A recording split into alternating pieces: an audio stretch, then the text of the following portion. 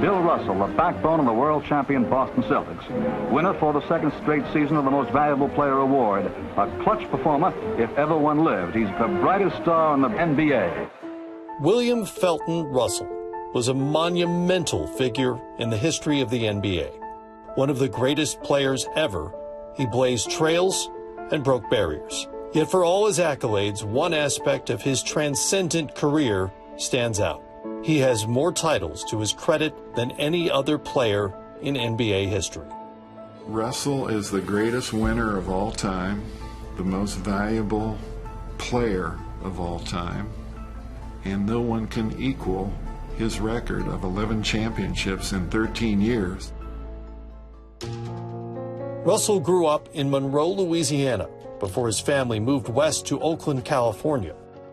He was told early that when challenged, he should never back down. When we first moved into the projects, and these 4 kids ran by, and one of them slapped me as he was going by. I went upstairs and told my mother, and we went all through the projects looking for those guys. You're gonna fight every one of them one at a time. There was 5 of them. I lost 3 and won 2. And so I go home, crying, and she says, "Don't cry. You did what you had to do." As a teenager in Oakland, he would blossom into a star at McClymonds High School and go on to play close to home at the University of San Francisco. His defensive abilities were unprecedented. And there's a fight for the rebound. Taft recovers and he can move. Russell blocks his shot, and the Dons are showing their power. Russell led his school to back-to-back NCAA titles and would cap off his amateur career by winning Olympic gold in Melbourne in 1956. Heading into the NBA draft that year, Red Auerbach of the Boston Celtics understood that Russell could transform his team. Auerbach engineered a trade dealing popular all-star Ed Macauley and talented rookie Cliff Hagan to St. Louis, clearing the way for the Celtics to sign Russell. And just as he had done in college, Bill Russell redefined the game defensively. I remember thinking to myself, well, we not only got ourselves a rebounder, but it looks to me like he was such a great athlete for his size and such quickness. I said, I think we're getting a little bit more than we bargained for in Bill Russell. Kuzi waiting for his man, bounce pass to Russell. Basket is good and he's fouled. He could rebound, he could run, he could play defense. He made everybody around him better. It was the ultimate piece of the puzzle. Just months after Russell joined the team, the Celtics were champions. The all-around play of the Celtics is too much for the Hawks to overcome. Boston downs St. Louis to win the NBA's World Series for the first time and become the professional basketball champions. Russell would soon be joined in the league by another dominant force, Wilt Chamberlain. The winning is only important if you beat the best. My friend Wilt Norman Chamberlain was far and away the best player I've ever played against. Throughout the 1960s, their rivalry would become a centerpiece of the NBA game and captivate audiences. Over the years, it also became one of mutual respect. Wilt's statistics were astounding, but Russell kept collecting championships. After he got in the league, folks were trying to compare us.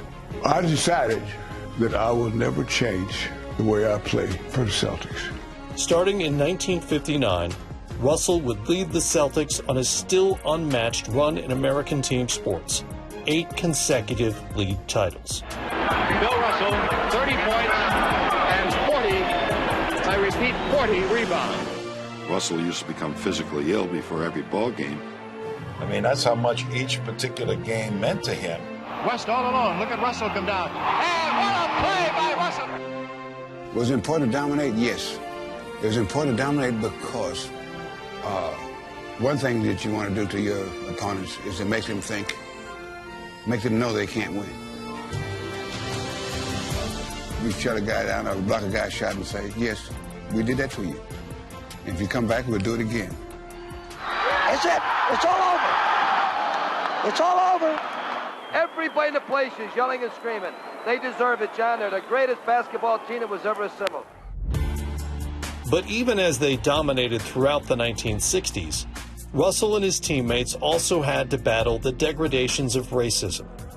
One such instance took place before a preseason game against the St. Louis Hawks, scheduled to be played in Lexington, Kentucky. Casey went down to the restaurant in the hotel we were staying, and they would not serve him. We decided we weren't going to play. Russell helped lead a boycott of African-American players from both teams. Russell's sense of justice extended beyond the world of basketball. He also sought to make a difference in society at large. After civil rights leader Medgar Evers was murdered, Russell flew to Jackson, Mississippi to help oversee the integration of youth basketball games. Well, do you think that you will get some white kids to play basketball with Negro kids? I think so. I don't see why not. My kids play with white kids, and nobody got hurt yet. When heavyweight champion Muhammad Ali refused to fight in Vietnam because of his religious beliefs, Russell joined America's finest African-American athletes to support him. When we had the summit in Cleveland to see how Muhammad Ali felt about going into the Army, Bill was right there, and with no fear. There's so many things that he contributed by how he lived his life, how he dealt with his success, and the pride that he had. You know, we needed examples of people with pride. Jackie Robinson was a hero to all of us. But my attitude was that Jackie took us from point A to point B. I was not going to revisit point A. I was going to start at point B. By 1966, the Celtics had established themselves as a dynasty. As the legendary Auerbach stepped down, Russell was on the verge of making even more history.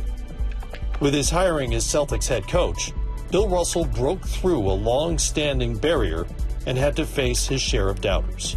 As the first Negro coach of a major league sport, can you do the job impartially without any racial prejudice in reverse? Yes. How? Because the most important factor is respect. And basketball respects a man for his ability, period. Russell would grow into his role as player-coach. After a playoff loss, the Celtics recaptured the crown in 1968. The following season, the Celtics were an aging team and found themselves fighting again for an NBA title, but this time as underdogs against a powerful Los Angeles Lakers team that had just added Chamberlain to its roster. It was only fitting that for these two longtime foes, the series would go the distance. I can't help but wonder, how do you feel about going into another seventh game, this time on somebody else's floor? We've done it before. We get back out. For the last game, Jack Kent Cooke was the owner of the Lakers. He put out a sheet in all the seats. When the Lakers win the championship, the balloons in the rafters would fall down, and Chick Hearns would interview Elgin Baylor, Jerry West, and Wilt Chamberlain in that particular order. Well, I took this back to Russell. Sam showed me that, and I said, well, a couple of things. It is humanly impossible for the Lakers to win the game tonight. The Lakers can't beat us. But it's going to be fun to watch them get those balloons out one at a time. Naturally, Russell walked away from his final game a winner. Chris, I'm here with Bill Russell. Bill, this must have been a great win for you. Exactly.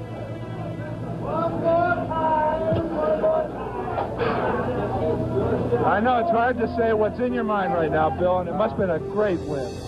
Boy, this is such a great bunch of guys, you know, and it's just been so fabulous the way they played for me, and it sounds all corny, you know, to start talking like that, but I told these guys before the game, I don't care what happens, I wouldn't trade you guys for any guys in the world.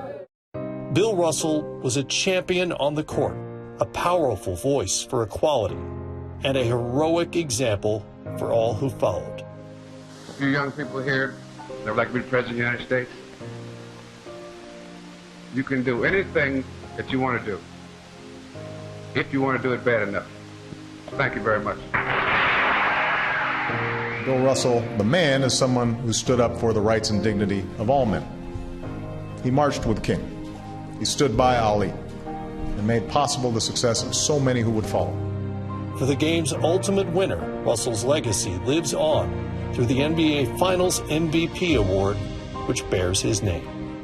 I've never wanted to live my life to get accolades or honors or anything. I've tried to live my life doing what I think is right and for the right reasons. And I think that I did okay.